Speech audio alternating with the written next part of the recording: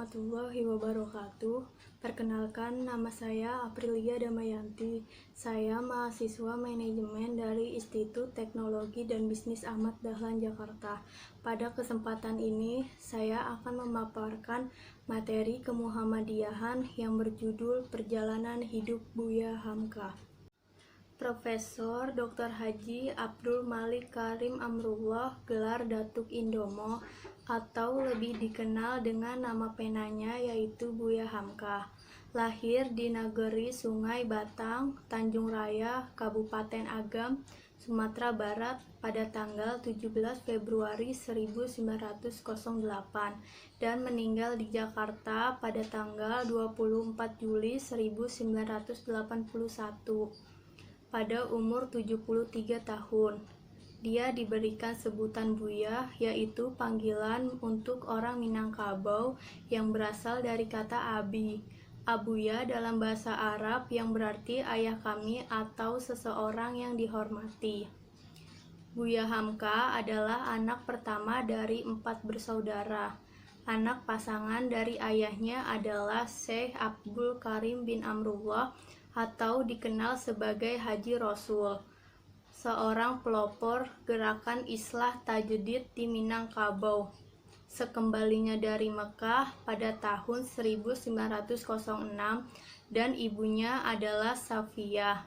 Buya Hamka dikenal sebagai salah seorang tokoh Muhammadiyah. Di samping itu dikenal sebagai salah seorang tokoh Masyumi. Selain itu, Buya Hamka adalah seorang ulama, sastrawan, sejarawan, dan juga politikus yang sangat terkenal di Indonesia.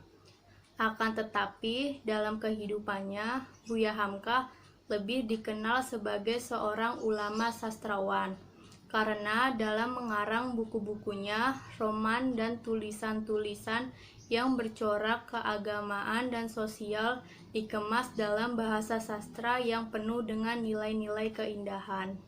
Karya-karya Buya Hamka merupakan salah satu dari sekian banyak karya-karya yang sangat diminati oleh pembaca-pembacanya di seluruh Nusantara. Buku-bukunya selalu hampir habis terjual hingga mengalami beberapa kali cetak ulang. Karya-karyanya tidak hanya diminati di Indonesia saja, namun juga di Malaysia, Singapura, Brunei Darussalam, dan Thailand Selatan, hingga menjadi salah satu buku rujukan dalam bidang ilmu-ilmu agama dan ilmu-ilmu sosial serta rumpun ilmu lainnya. Buku-bukunya itu seperti buku yang berjudul Falsafah Hidup, Tasawuf Modern, Lembaga Budi, Pribadi Hebat, Lembaga Hidup, Sejarah Umat Islam, Tafsir Al-Azhar, Tenggelamnya Kapal Van der Wijk, dan Di Bawah Lindungan Ka'bah. Karya-karya Buya Hamka tidak hanya terjual laris dan mengalami beberapa kali cetak ulang pada masa awal penerbitan saja. Akan tetapi, hingga hari ini, karya-karya dari Buya Hamka masih beredar di mana-mana, di seluruh wilayah Indonesia. Bahkan ada yang sudah mengalami beberapa kali cetak ulang. Buya Hamka seorang otodidak dalam berbagai ilmu pengetahuan seperti filsafat, sastra, sejarah, sosiologi, dan politik, baik Islam maupun Barat. Dengan kemahiran bahasa Arabnya yang tinggi, beliau dapat menyelidiki karya ulama dan pujangga besar di Timur Tengah seperti Zaki Mubarok, Jurji Zaidan, Abbas Al-Aqad, Mustafa Al-Manfaluti, dan Husain Haikal. Melalui bahasa Arabnya juga, beliau meneliti karya sarjana Perancis, Inggris, dan Jerman.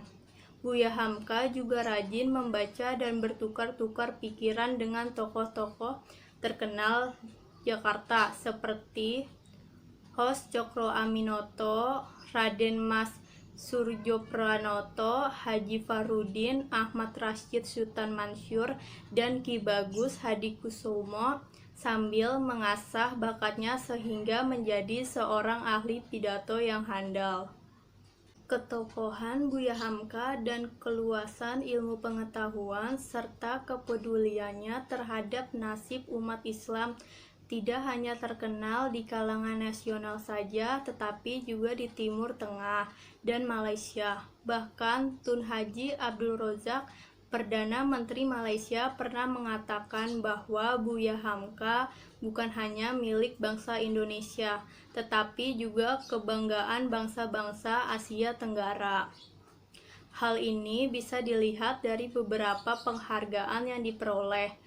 Buya Hamka mendapat anugerah gelar Doktor Honoris Causa dari Universitas Al-Azhar, Kairo, atas jasa-jasanya dalam mensiarkan agama Islam di belahan dunia dengan menggunakan bahasa Indonesia yang indah. Kemudian Buya Hamka mendapat gelar penghormatan dari Universitas Kebangsaan Malaysia pada bidang kesusastraan serta gelar Prof. Dr. Mustopo. Pada tahun 1925, Buya Hamka berangkat ke Pekalongan dan tinggal selama 6 bulan bersama iparnya, yaitu Ahmad Rashid Sultan Mansur. Beliau banyak belajar pada iparnya, baik tentang Islam yang dinamis dan politik. Di sini beliau mulai berkenalan dengan pemikiran Muhammad Jamaluddin Al-Afghani, Muhammad Abduh, dan Rosyid Rida yang berupaya mendobrak kebekuan umat. Pada tahun 1925, Buya Hamka pulang ke Maninjau. Sekembalinya dari Jawa, beliau membawa semangat dan wawasan baru tentang Islam yang dinamis. Adapun buah tangan berharga dibawanya adalah beberapa buah karya yang memuat pemikiran ilmuwan waktu itu. Dengan bekal dan pengalaman dan pengetahuan, baik agama maupun umum, beliau telah berani tampil berpidato di muka umum. Untuk membuka wawasan, beliau mulai berlangganan pula dengan ide-ide pembaruan dan pergerakan umat Islam baik Indonesia maupun luar negeri.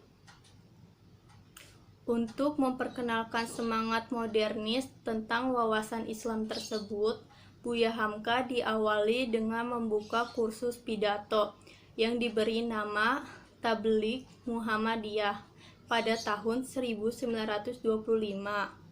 Pelaksanaannya dilakukan sekali seminggu dan mengambil tempat di Surau Jembatan Besi Padang Panjang.